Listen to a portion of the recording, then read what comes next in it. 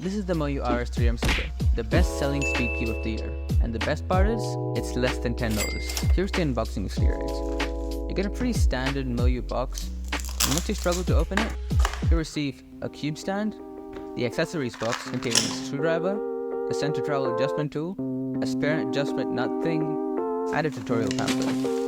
And of course, the cube itself.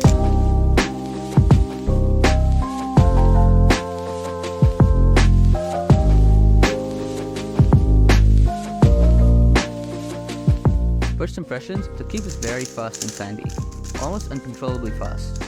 But the cube is quite stable, and the layers that aren't turning are held firmly with the magnets, which are of moderate strength and slightly on the stronger side, and are fairly noticeable while turning, which I think is a pretty good thing for a fast cube like this. The corner cutting is pretty good considering how tight this cube comes out of the box. It can cut pretty much anywhere, but the reverse corner cutting is a bit lacking. That can be fixed by loosening the spring compression, but most people wouldn't need that kind of extreme corner cutting in a sole.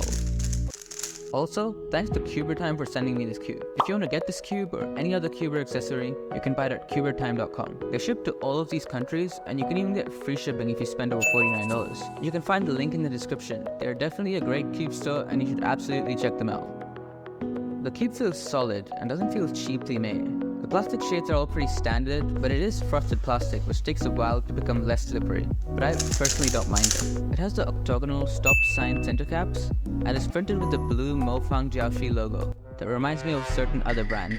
It is 56mm wide and has the same dual adjustment system that Moyu has been using ever since the GTS3M. It also has the dragon scale internal design, which apparently makes lube last longer. When using the cube with factory settings, I could get my normal times sort of consistently, although I didn't really like how tight the cube was.